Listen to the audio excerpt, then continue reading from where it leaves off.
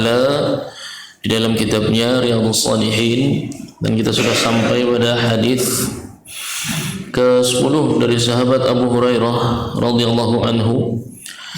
Qala Rasulullah sallallahu alaihi wasallam, salatu rajuli fi jama'atin tazidu ala salatihi fi baitihi wa salatihi fi suqihi bid'an wa 20 darajah. Salatnya seorang lelaki di masjid-masjid Allah Subhanahu wa taala itu bernilai lebih mulia 20 derajat dibandingkan salat mereka di rumah-rumah mereka dan di tempat-tempat mereka bekerja. Ya. Hadis ini menunjukkan bahwasanya fitrah manusia itu menginginkan usaha yang sama akan tapi hasil yang lebih. Ya. Kita selalu menginginkan usaha yang sama akan tapi hasilnya kalau bisa berlipat ganda. Ya, itu untuk urusan dunia seperti itu. Ya. Untuk urusan dunia kita ingin bekerja atau belajar, akan tapi hasilnya kalau bisa berlipat-lipat. Ya. Kalau bisa tidak usah kerja tapi hasilnya berlipat-lipat. Ya. Kalau bisa tidak usah belajar tiba-tiba langsung pintar. Ya. Itu fitrah manusia. Ya. Oleh karena itu hadis ini Allah Subhanahu wa taala melalui Nabi Muhammad sallallahu alaihi wasallam menyampaikan bahwasanya salat seseorang gerakannya itu sama, ya. Akan tapi nilainya bisa berlipat-lipat apabila yang pertama dilakukan secara berjamaah, ya, dilakukan salat berjamaah, dan hukumnya wajib dalam fatwa Imam Ahmad Ibn Hanbal rahimahullah taala. Salat berjamaah hukumnya wajib, ya, dimanapun mereka berada, kecuali mengalami uzur syar'i, seperti safar, ya, atau marad sakit, ya, atau hujan. Maka kondisi-kondisi seperti ini menjadikan seseorang boleh untuk salat tidak berjamaah. Selain itu muharram, tidak boleh ditinggalkan, ya.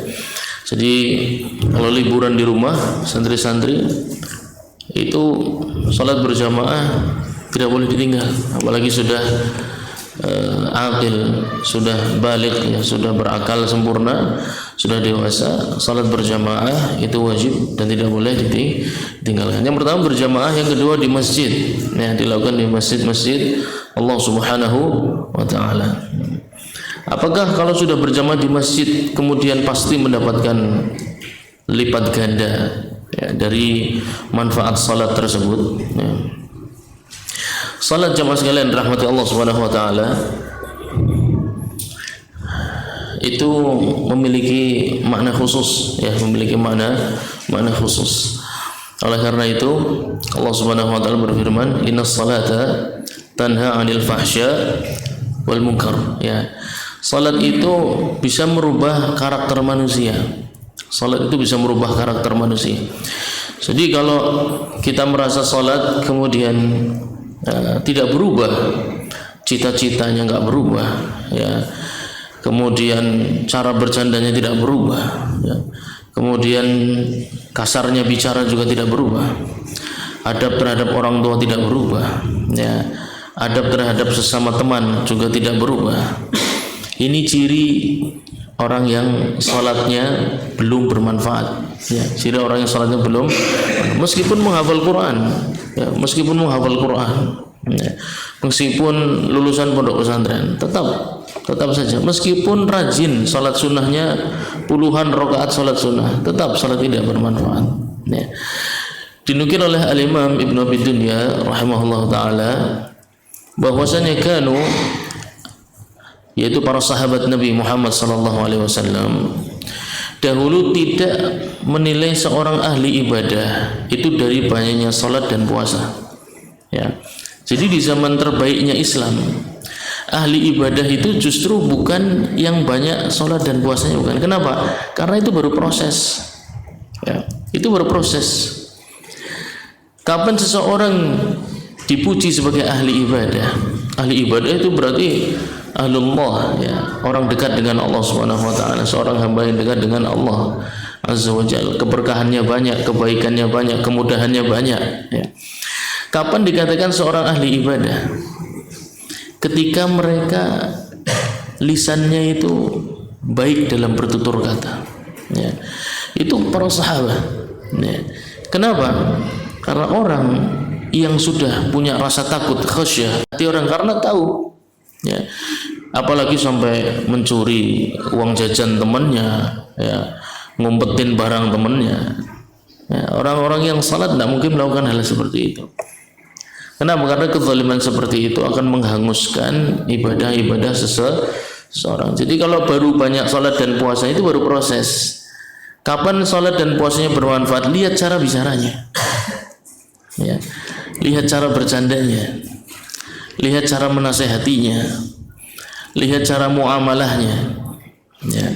Bagaimana bermuamalah dengan bapaknya, bagaimana bermuamalah dengan ibunya, dengan temannya, dengan adiknya, dengan tetangganya. Lah, itu dia. Meskipun jarang nampak puasa Senin Kemis, ya. Meskipun jarang nampak qiyamul lail, dia hanya mengerjakan yang wajib-wajib saja. Saya tidak mengatakan bahwasanya tidak usah puasa sunnah, tidak. Saya tidak mengatakan bahwasanya tidak usah qiyamul lail, tidak. Akan tetapi berarti banyak salat dan puasanya tidak berbekas, ya. Padahal salat itu harusnya tanha anil fahsya wal munkar.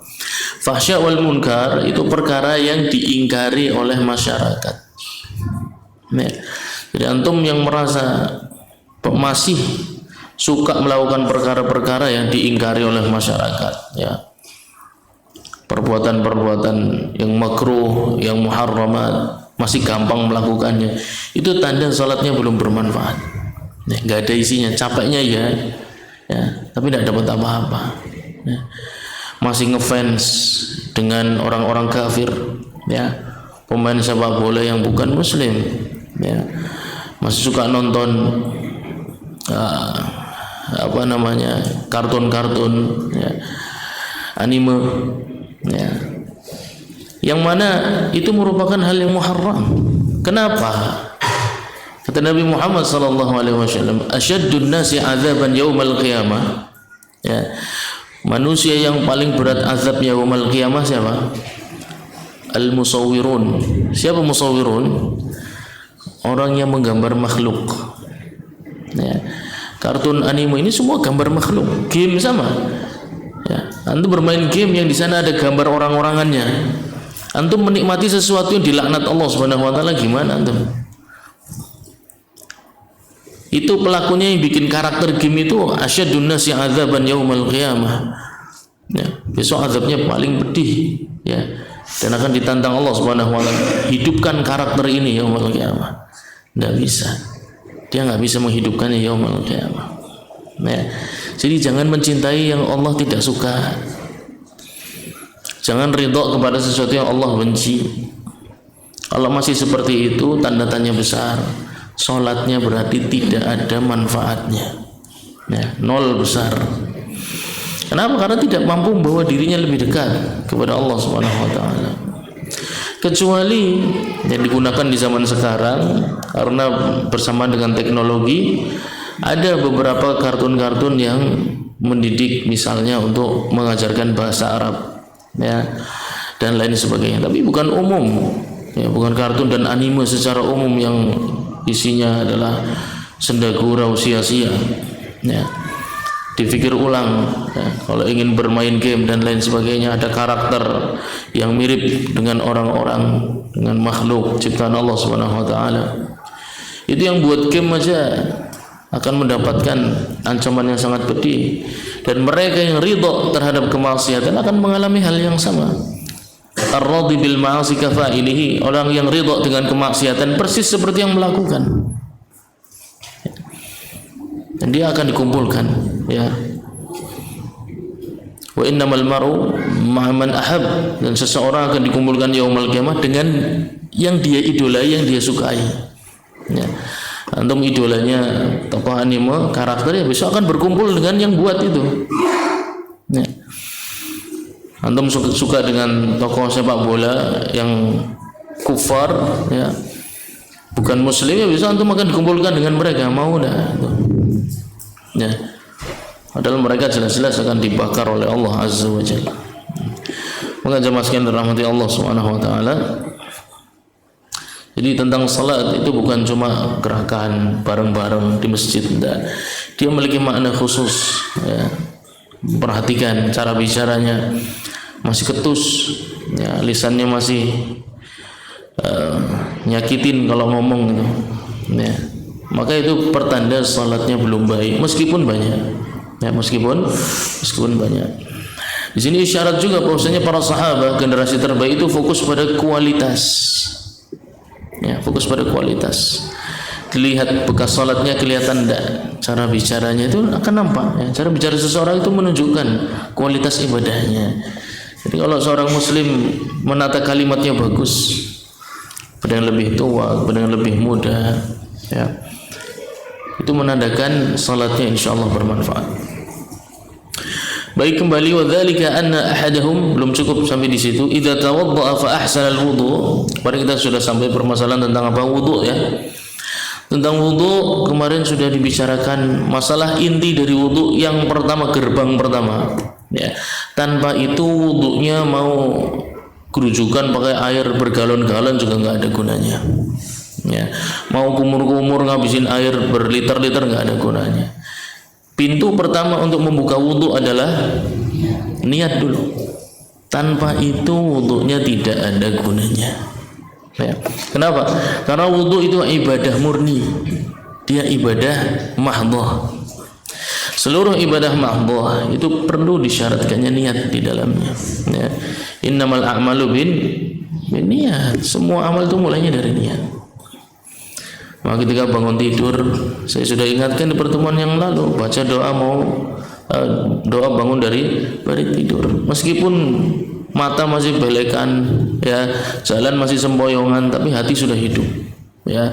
Hati sudah hidup dan siap untuk berwudu. Ini wudunya mau digunakan untuk apa? Mengangkat hadas, mau digunakan untuk ibadah salat, membaca Al-Quran dan lain sebagainya, ya. Dan itu hanya bisa dilakukan oleh orang-orang berilmu. Orang-orang yang tidak belajar nggak akan tahu hal seperti itu, ya. Dan bayangkan berapa juta kaum muslimin yang tentang permasalahan niat saja nggak tahu harus bagaimana, ya. Wudu asal aja, yang penting cuci tangan, kumur-kumur, raup. Dia nggak tahu kalau ternyata tanpa niat itu semua tidak bernilai apa-apa. Sedangkan wudu kalau tidak sah, maka salatnya pun tidak ada gunanya, sama, ya. Jadi berapa banyak jutaan di luar sana kaum muslimin ini tidak beruntung. Kenapa? Karena dia nggak tahu ternyata pintu pertama untuk wudu itu justru niat. Ya, masih banyak yang tidak tahu harus ngapain kalau di depan keran untuk wudu, nggak tahu harus ngapain. Pokoknya asal aja buka keran, ambil air, ya. Kemudian selesai wudu, salat. Nanti salat pun nggak tahu kalau ternyata harus niat lagi, musibah, ya. Antum yang diberikan Allah Subhanahu wa taala kemudahan untuk belajar ilmu syar'i itu harus banyak-banyak bersyukur, karena sesungguhnya itu pertanda Allah Subhanahu wa taala mencintai hambanya, ya. Akan dipahamkan yufaqihu fid din, akan dipahamkan urusan agama, urusan ibadah. Jadi Allah sayang sama hamba ini. Kasihan puluhan tahun sholat ternyata salah. Kasihan puluhan tahun wudu ternyata nggak tahu yang pertama inti masalahnya itu apa dulu, ya. Sehingga Allah arahkan duduk di majelis ilmu. Ya, Allah merahmati hamba-hamba yang seperti ini, dibikin faham, oh ternyata yang harus saya lakukan pertama adalah niat. Ini mau buat apa dulu nih niatnya, ya. Permasalahan yang nampaknya kecil, tapi innamal a'malu binniyat. Dengan ijma' para ulama, semua ibadah mahdhah itu disyaratkan di dalamnya niat, ya. Di syarat itu harus muncul. Tanpa syarat itu yang disyaratkan nggak akan bernilai apapun. Setelah niat, kemudian perhatikan juga dalam membuka air keran, ya. Dalam membuka air keran tidak boleh bersifat boros, ya. Karena itu muharram. Harus digunakan seperlunya, untuk wudu. Nah, selanjutnya antum sudah hafal semuanya, ya, rangkaian-rangkaian wudu, insyaallah sudah hafal. Nanti kalau ada pertanyaan bisa tanya dengan Ustaz Musyrif yang berkaitan.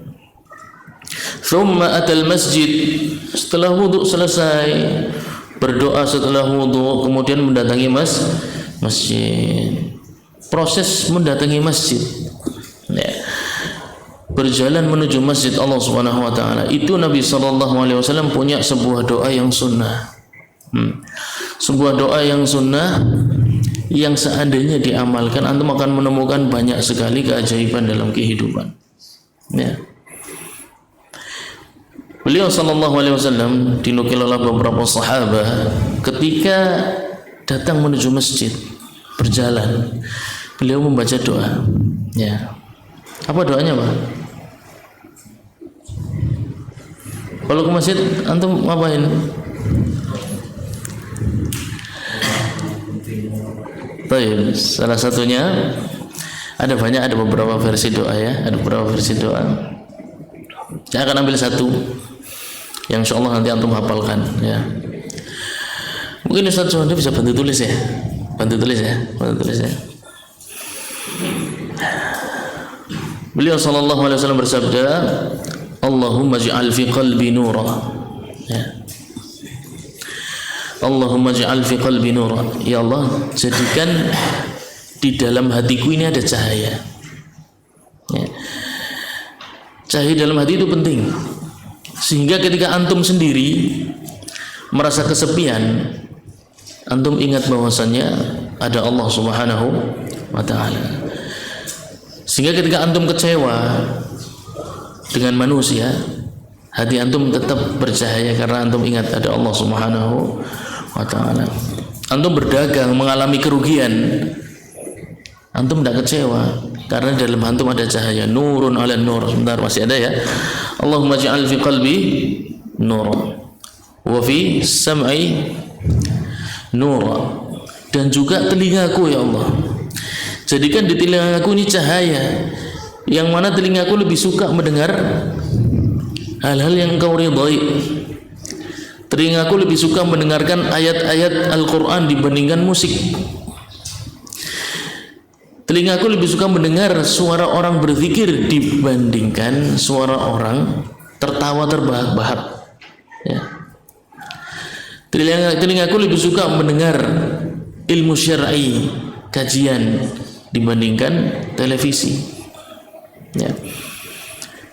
Jadi kalau seorang mengamalkan doa ini luar biasa, dia sadar betul telinga kita ini banyak syaitan, ya, banyak hal-hal yang sifatnya syahwat. Wa fi basari nur, dan jadikan di mataku ini cahaya, ya, sehingga ketika aku bingung melihat yang benar dan yang salah, nampak di depan kedua mataku siapa yang benar dan siapa yang salah.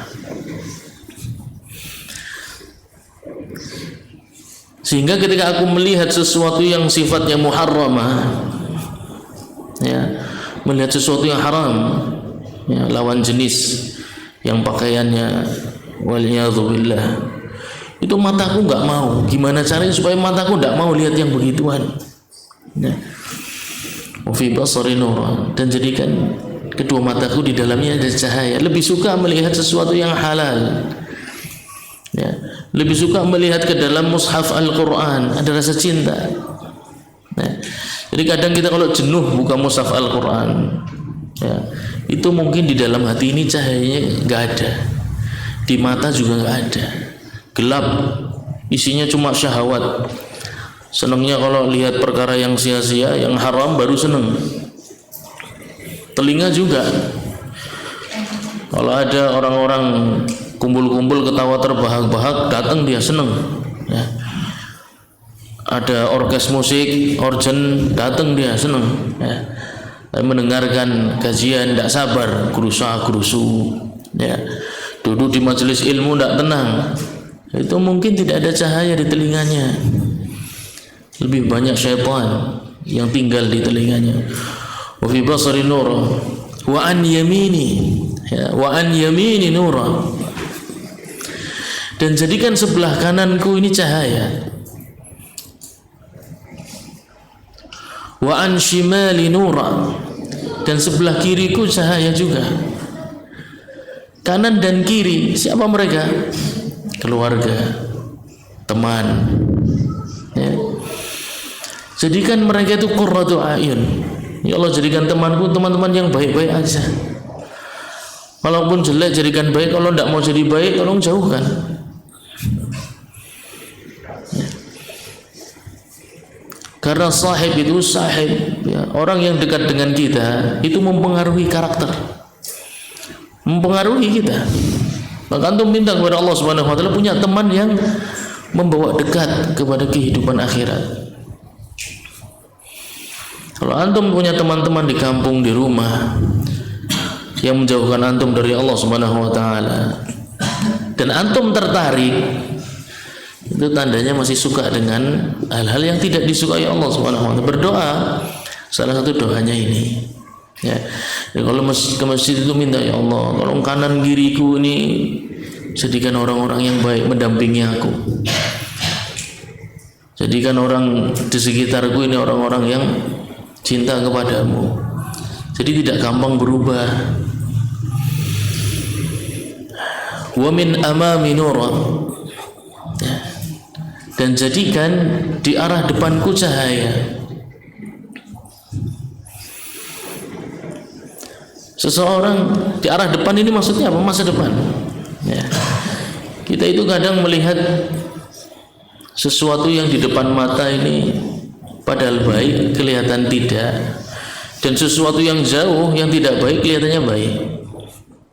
Contoh, antum sekarang nyantri di pondok pesantren, hampir setiap hari muamalah dengan ayat-ayat suci Al-Quran. Itu kalamullah azza wa jal. Ya, itu bukan tulisan biasa itu. Ya, memang penulisnya tintanya itu berasal dari manusia, tapi asal kalamnya itu milik Allah Subhanahu wa taala, zat yang tabarak, katsirul khair, banyak kebaikan, jaminan masa depan. Ya. Terus saya heran ada orang diberi kesempatan dekat dengan banyak sekali jaminan kehidupan, yaitu Al-Quran dan Sunnah, belajar bahasa Arab, ya, bahasa Arab, bahasa penduduk surga, mengenal Nabi SAW. Kemudian kepikiran, saya pengennya sekolah negeri aja. Ini contoh orang yang nggak melihat dengan cahaya di masa depannya. Dia nggak punya cahaya melihat ke depan. Dia tidak tahu baik dan buruk. Jadi yang dia alami baik terlihat buruk, dan sesuatu yang nggak ada yang buruk dia kira baik.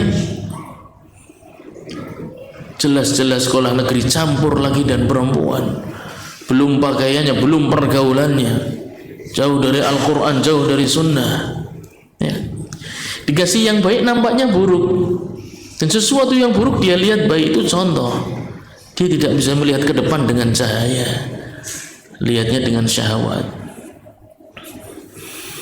Atau diberi pekerjaan yang memudahkan dekat dengan banyak kebaikan, dengan orang-orang saleh, kemudian merasa jenuh ngurusi pondok pesantren misalnya, ya lah mending kerja di luaran sana, di pelabuhan, di terminal, sehari setoran bisa 200-300 ribu, kali sebulan penghasilan bisa 5-10 juta.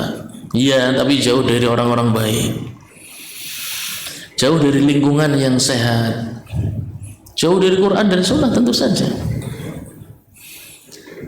Makanya perlu kita berdoa kepada Allah Subhanahu wa taala, ya Allah maj'al wa min amaminu, ya Allah jadikan di depanku, cara aku melihat ke depan itu pakainya cahaya, bukan pakai syahwat.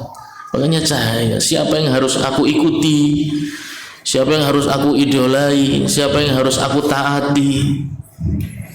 Ya. Wa min khalfi nura. Jadi wa min amami nura wa min khalfi nura.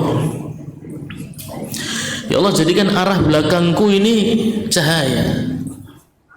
Siapa yang arah belakang? Arah belakang adalah orang-orang yang mendorong kita, yang mensupport kita. Keluarga. Ya. Jadikan keluargaku ini cahaya, mendorong saya ini ke arah yang baik. Kita sadar kita manusia biasa tidak mungkin jalan sendiri. Kita butuh dorongan, ya, dari belakang, dari keluarga. Karena ada keluarga-keluarga yang tidak mendukung anaknya jadi baik, itu ada. Ya. Tidak mendukung anaknya jadi soleh, itu ada. Antum butuh dorongan keluarga yang bercahaya juga, ya. Wa min fawqi nur, dari atasku juga, ya Allah. Siapa atas kita?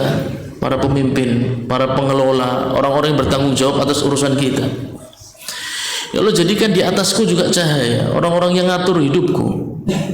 Ya. Antum di sini santri musyrif, itu seakan-akan antum mendoakan, ya Allah jadikan musyrif-musyrifku ini musyrif-musyrif yang bercahaya. Atau masyarakat di sini, ya Allah jadikan RT ku ini RT RW yang bercahaya, yang memberi hidayah, yang memberikan jalan yang lurus, sirat mustaqim, thariqul huda, yang memberikan jalan-jalan petunjuk. Butuh, ya, karena kita hidup di masyarakat ini semuanya organisasi. Antum di rumah, pemimpin antum adalah bapak, kepala keluarga. Jadikan bapak saya bapak yang bercahaya, yang paham hidayah, yang paham petunjuk, ya. Atau siapapun yang menjadi wali bagi antum, orang-orang yang ngurusin antum, jadikan mereka penuh dengan hidayah. Wa min tahti nur, ya, dan jadikan di bawahku juga cahaya. Siapa di bawah antum? Orang-orang yang antum urusin. Antum yang bertanggung jawab ngurusin adik-adik yang masih kecil-kecil, jadikan mereka orang-orang yang saya didik, yang saya urus ini orang-orang bercahaya. Antum yang punya anak-anak, ya, jadikan anak-anakku ini anak-anak yang cinta kepada jalan hidayah. Ini bayangkan kalau setiap muslim ke masjid bacanya doa ini gimana nih? Masya Allah, tabarakallah, ya, penuh kebaikan, ya. Allahumma ja'alni nur. Terakhir ditutup oleh Nabi Muhammad SAW. Ya Allah, jadikan aku sendiri cahaya hidayah bagi orang lain, ya. Allahumma ja'alni nuran. Ya Allah, jadikan aku pun cahaya. Tadi sudah minta, ya, di dalam hatiku cahaya, kemudian telingaku, mataku, kanan dan kiriku, depan, belakang, atas, bawah, yang ngurusin saya, yang saya urusin. Terakhir, jadikan aku cahaya, jadikan aku petunjuk, jadikan aku contoh, jadikan aku orang baik, ya. Ini salah satu doa yang dibaca Nabi Muhammad SAW ketika menuju masjid. Siapa yang udah hafal? Dapat hadiah dari siapa? Dari panitia, dari Ustaz Indra. Nanti dikasih hadiah Ustaz Indra. Hadiahnya jalan-jalan keliling komplek. Siapa yang mau baca? Jangan dilihat catatannya, silahkan berdiri.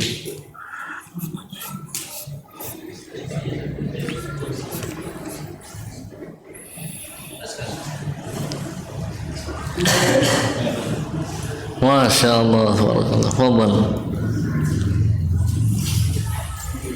Fadal.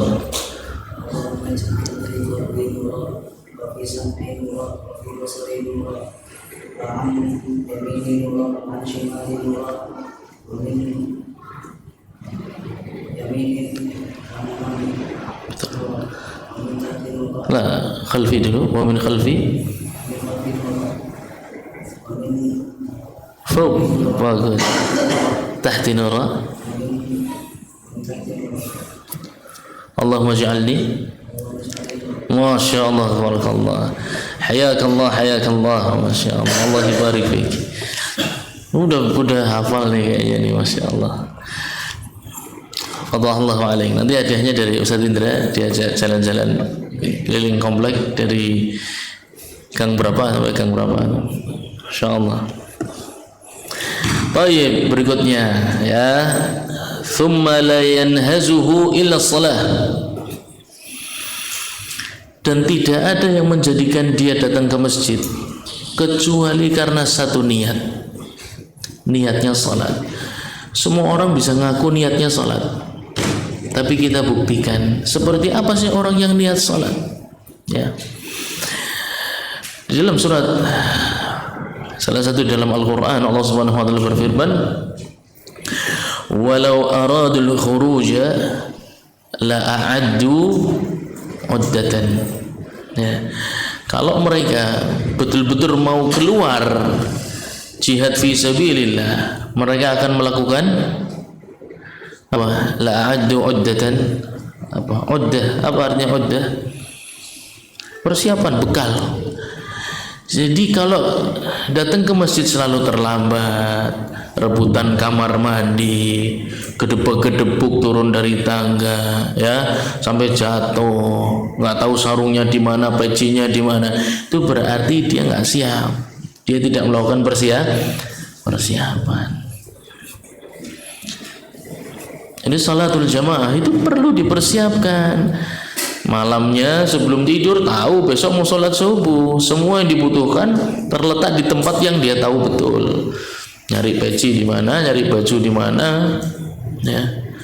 Bangunnya jam berapa?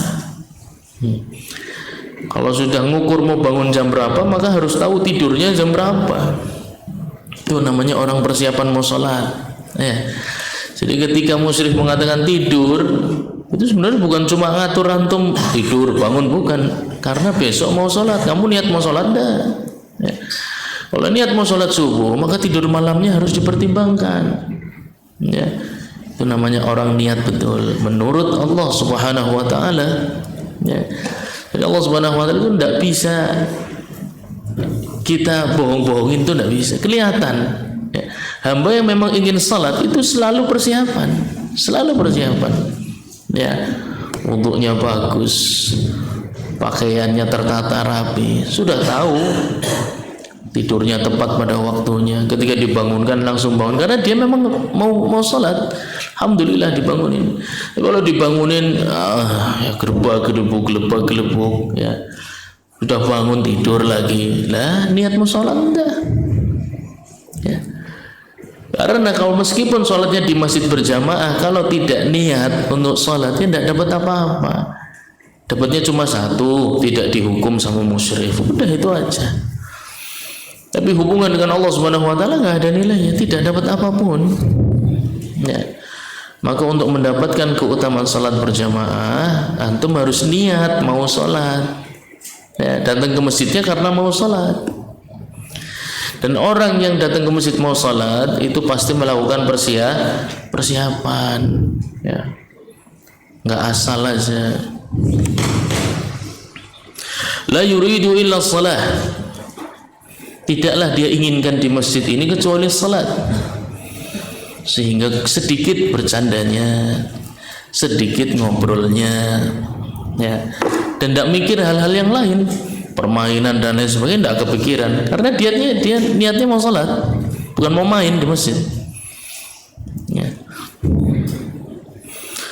Lam yakhtu khutwatan illa rufi'a lahu biha darajah wa hutta anhu biha khati'ah hatta yadkhul al-masjid.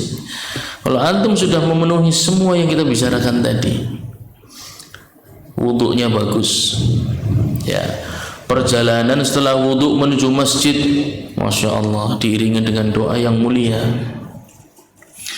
Kemudian niat salat di masjidnya juga bagus, persiapannya bagus, ya. Di dalam masjid tidak bercanda. Itu seluruh perjalanan dari tempat wudu menuju masjid, setiap langkah yang dilangkahkan oleh kedua kakinya, ya, tidaklah satu langkah dia lakukan dengan salah satu kakinya kecuali rufi'a lahu biha darajah, derajatnya akan Allah tinggikan. Masalah sedikit demi sedikit akan berkurang, kesulitan belajar akan berkurang. Awal masuk sulit menghafal Quran, sulit memperbaiki bacaan Al-Quran, sulit belajar bahasa Arab. Tapi niat yang bagus, niat yang baik akan membuat semua itu menjadi mudah, sedikit demi sedikit. Sebaliknya, kalau antum lama belajar kok semakin kesini semakin sulit. Hafalan Quran sekarang sulit, bahasa Arab sekarang pusing, ya, baca Quran terasa malas. Itu masalah intinya berarti ada di niat, ya. Niatnya sudah salah, niatnya tidak seperti awal lagi. Antum harus yang pertama kali diperbaiki adalah masalah niat. Ya. Satu kaki melangkah, satu derajat akan diangkat oleh Allah Subhanahu wa taala. Antum akan tumbuh besar menjadi anak yang dimuliakan oleh Allah Subhanahu wa taala. Kalau Allah sudah memuliakan antum, tidak ada satu manusia pun yang bisa menghinakan. Apapun latar belakang keluarga antum. Ya, apapun pekerjaan bapak antum. Selama Allah sudah memuliakan hambanya, tidak ada satupun manusia yang bisa menghinakan Anda. Siapa yang mau punya masa depan tidak dihinakan oleh satu manusia pun? Kita mau. Ya. Siapa yang ingin dimuliakan Allah Subhanahu wa taala dan tidak dihinakan dimanapun dia berada?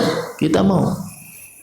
Ya. Maka niat yang baik ketika berjalan menuju masjid. Ya. Dan satu langkah yang lain, kaki yang lain, khutta'anhu khati'ah, gugur dosanya satu persatu sesuai dengan langkahnya menuju masjid. Ya. Dosa itu penyebab kehinaan. Sudah derajatnya dinaikkan, dosanya diampuni, sudah. Ini hamba banyak sekali keberuntungannya. Nah, ini hamba banyak sekali kebaikan dan kemudahannya insyaallah taala. Hatta yadkhul al-masjid, sampai masuk ke dalam masjid. Fa idza dakhala al-masjid kana fi shalah.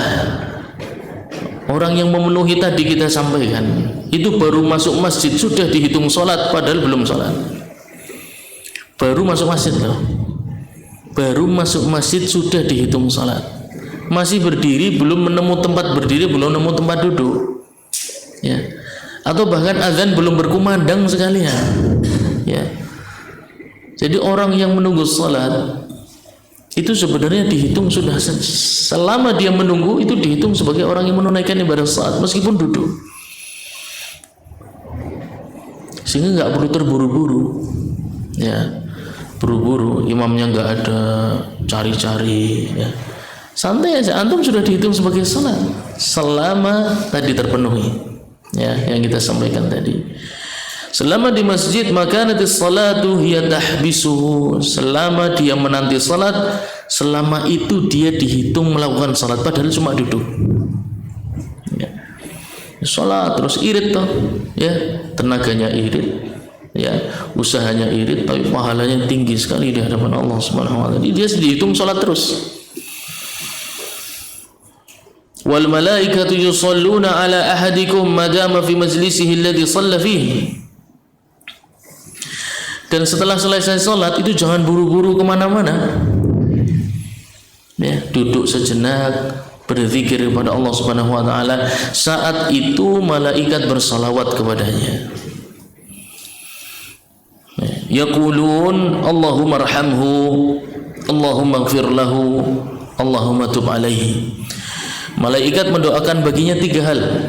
Ya. Orang yang habis salat tidak kemana-mana, duduk tenang, jangan celingak-celinguk, ya. Enggak usah cari teman, enggak usah cari, duduk tenang. Ketika selesai salat duduk tenang. Berzikir, fokus kepada zikir-zikir setelah salat. Saat itu malaikat mulai bersalawat kepadanya. Ya. Dan mendoakan 3 perkara. Allahumma arhamhu, yang pertama malaikat mendoakan supaya dia diberikan rahmat. Apa itu rahmatnya? Apa itu rahmat Allah Subhanahu wa taala? Rahmat Allah Subhanahu wa taala itu mengandung 2 hal. Yang pertama ampunannya, yang kedua taufik atau kemudahannya. Ya. Jadi nggak ada kesulitan masa depan selama antum termasuk hamba yang dirahmati Allah Subhanahu wa taala, itu nggak akan ada kesulitan di masa depan. Jadi manfaatkan waktu setelah salat sebaik mungkin, ya. Allahumma ighfir lahu, ya Allah ampuni hamba. Ampuni hambamu ini yang setelah selesai salat tidak kemana-mana, tetap duduk di majelisnya, ya, tetap tenang. Allahumma tub alaihi, yang ketiga, ya Allah mudahkanlah hambaku ini untuk bertobat.